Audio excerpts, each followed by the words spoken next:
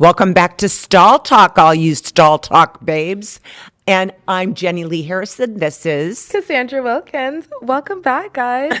So, Stall Talk, the place where women feel comfortable to be themselves and get down and dirty, just like we do in the bathroom stalls. Ooh, come on in. Let's get down and dirty. The totally unfiltered, honest.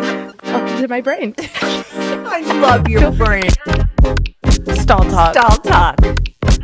Y'all ready? How are you doing, Jenilee? I'm awesome. I'm getting ready for this spooky time that we're having ahead. Oh, I love spooky season. My favorite part about it is Halloween weekend. What? Oh, okay. Halloween weekend. Halloween. Okay. And so what do you do on Halloween weekend? Basically, all the same things we do the rest of the weekends, except now I get to dress up in slutty costumes. And it's okay. Don't you do that kind of anyway? I do anyways, but this weekend in particular, it's okay. You're even more slutty.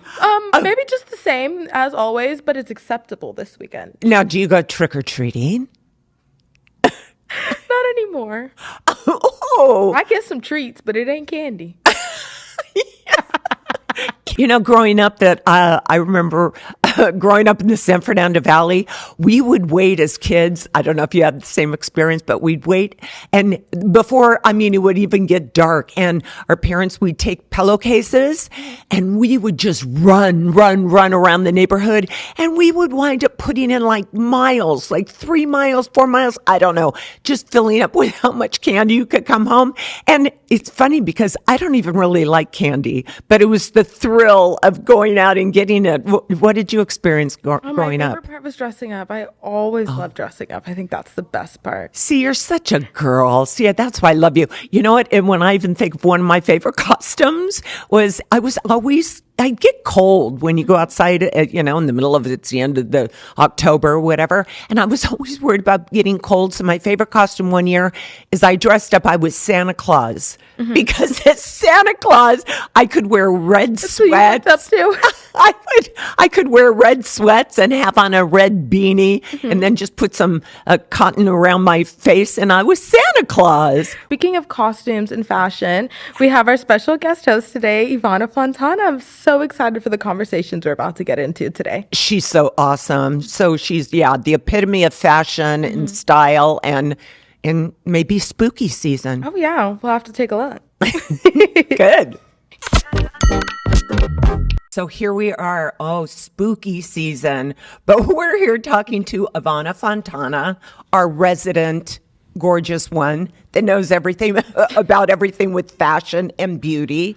So our topic is about the big scare in Hollywood, which is aging. Aging. Yeah. Hey, ladies. Hey. So good to be back. It's good to have you here all the time. Because one thing right off the top, you said that you've even done this, is a vampire facial. Oh, yeah. I've only heard about those, and I know the Kardashians, I think, made it famous. They did. I've never done that one. Believe me, I've done a lot of things. Yes, I've done facials, I've done lasers, I've done Botox. I did fillers, and then I was one of those. I went back in this not that long ago, and I had them removed because.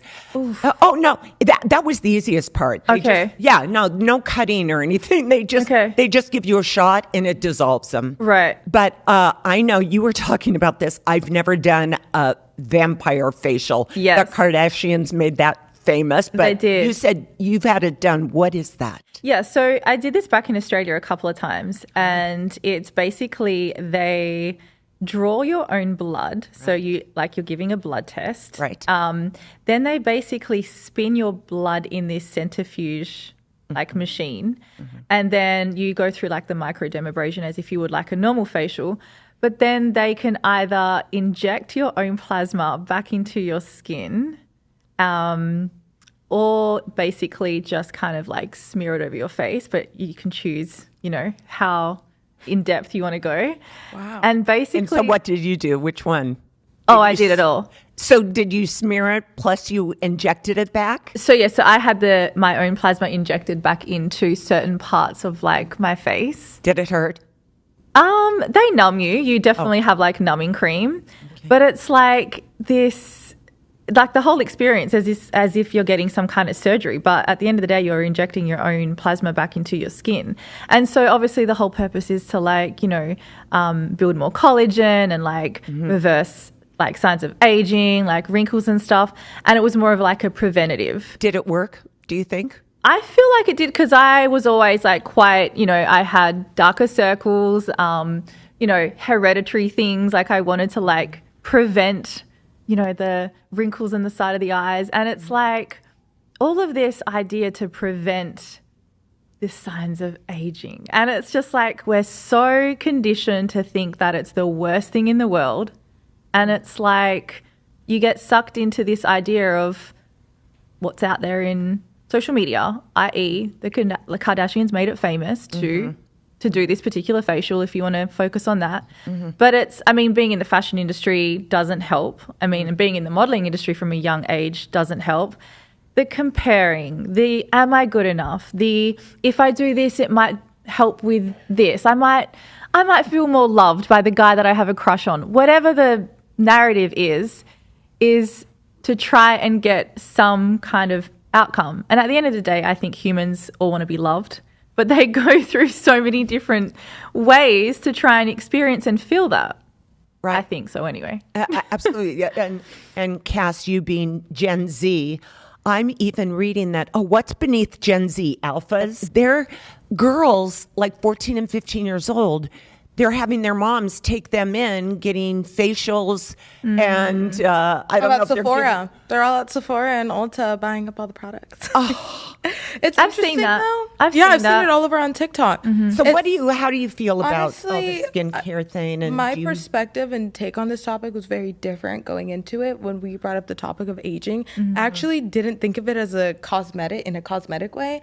I thought about aging in terms of where I am in life compared to everywhere else, because I'm 23, like I said, graduated college a couple years ago, and as I think of aging, I keep seeing like everybody on my Instagram that's my age is like on their second kid and is married, and I'm just like, I feel like I constantly find myself being like, I'm getting older and I still like haven't found somebody. I'm not married. I'm like all these things that I keep seeing everybody else. Young. I know. It's like I feel like it's interesting because I feel like everybody my age is like starting to do all these things in a way I'm like, I know it's so weird. I remember even when I was in Mexico, like I was 20 years old and my aunties, they were like, so do you not like kids? And I was like, what do you mean? And they're like, you don't have babies because like all of my cousins, like my whole mom's side of my family's in Mexico. So all of my cousins, like they started having kids at like 16. No.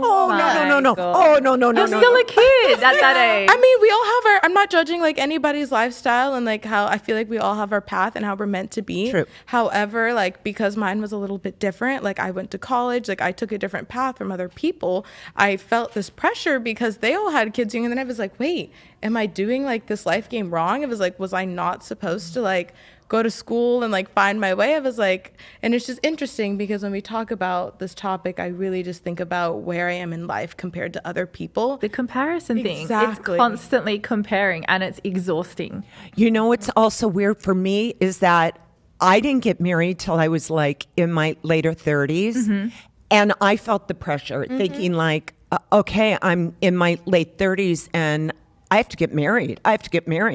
And it's so the way that I got married is finally a guy asked me, I had only had a few dates, and this guy asked me to marry him, and my mind thought, what's your name again? And I said, yes. And just give me the ring. That's how I got it. But you know what's weird is then I thought in my brain, oh, good, I got that over. Yeah, it's like now it's a constant check mark. Now I can go live my life. Exactly. Continue living my life, because I had a great life other than the fact that I wasn't married. Like, as a woman, I feel like we have all these check marks that we're supposed to accomplish. You're totally like, right. Find Prince Charming, get married, have kids, do this, do that. It's just so much pressure. And it's like, oh, I'm constantly just trying to navigate that. And maybe also I didn't see the cosmetic reasons is because black don't crack. So I haven't been worried about that. I'm like the wrinkle cream. I should probably use SPF, but I haven't worried about none of that stuff yet. I mean, I see it, obviously, I see it everywhere, even coming from Australia. Like, it's a thing, but obviously here in LA, it's magnified, obviously, with the entertainment industry and a lot of the clients that I've worked with. Like, I hear of all these different procedures and things that they're going to get. So it's the pressure of being a woman. It's the pressure of, you know, the fountain of youth and being attractive and appealing to men. You know, even to get married or whatever it is. But I feel like the older I'm getting and the more I'm like doing deep inner work on myself, I'm like, I just need to have my own checklist and my own timeline. I love that. You have to, because like I've done, okay, well, if I tick that part off, I haven't felt any happier. I haven't constantly comparing ourselves to other people and their lives and their own journeys. I feel like we just have to remind ourselves that we all have our own path and our own journey. It's like I peel back the layers of like why I've done certain things in my life. And I'm like, oh, now that I know why I've done that and like I know more about myself and who I am, I'm like, stuff the freaking societal pressures of like, you should have a baby by now. Or you should be, you know, like married and settled. Like, and is it for me or is it just to show like everybody else in the world that like I can accomplish exactly too? Well, so I can post on Facebook that like I'm now engaged and, you know, living in my dream married home. And no, I'm not there to try and make everyone else be like, oh, she's done that now, like okay, she's hit that milestone. No, I'm sorry. And yet I don't know what's the answer to all of it. I mean, how can we all feel better about ourselves without buying into all of that? I mean, I'm talking out loud. I don't know. I think, again, the more work that I've done on myself internally, the less desire I've had to go to, you know, find something externally to validate myself. So I'm guilty of doing Botox and facials and the vampire facials and all of that.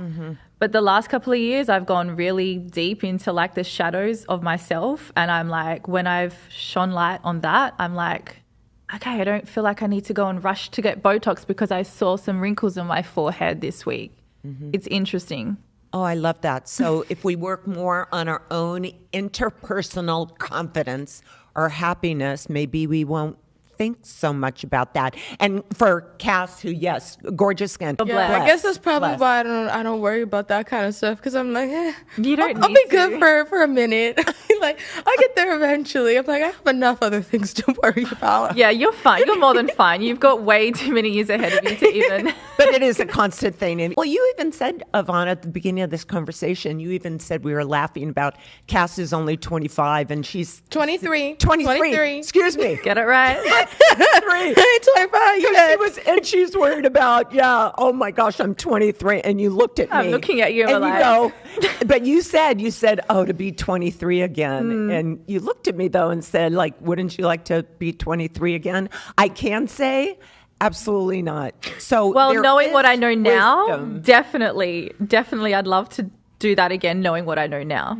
I wouldn't want to go back to 23 with how I was. Knowing what I know now, it would be awesome to go back and have that wisdom and knowledge of how to navigate life and not give a shit so much. This is why this is so helpful for me, like having you guys and all of our guests on here just be able to like share our knowledge with each other, because I feel like there's things that our generation like sheds light on to other generations and vice versa. Like we can give and take from each other. Thank you, Cass. You're so good, Miss Journalist here. I love that. No, it's true.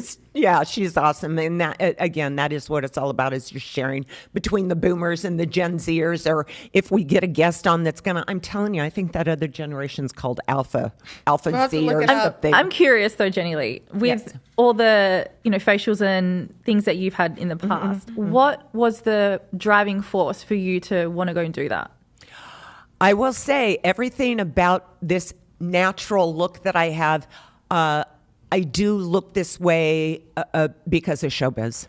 because I've been in show business since I was like 15 years old. So Do they ever put pressures on you to like uphold certain... Absolutely. Oh my gosh. I remember like it was so hard for me that I was on the cover of all these magazines, Shape magazine, Swimmers magazine, and all this. And you had to be in a bathing suit. I saw those pictures. You look fine. Thanks, baby. Thank you, doll. But because I had to look that way all the time, and the photographers are right there, and they're criticizing your body right in front of you. It's such an early brutal. It was so tough, and they'd go, oh no, look at her.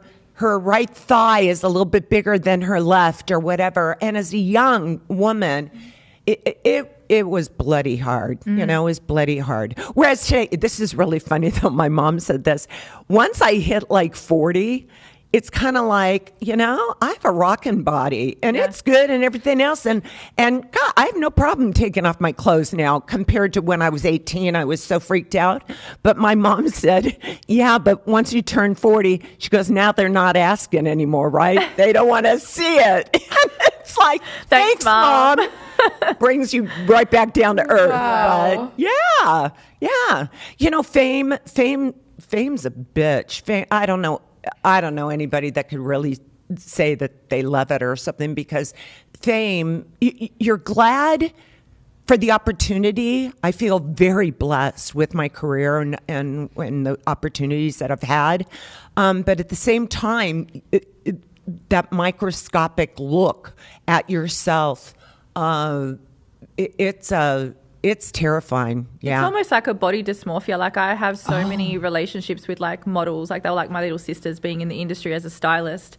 They were so young and they were so vulnerable. And a couple of them, actually a lot of them had eating disorders.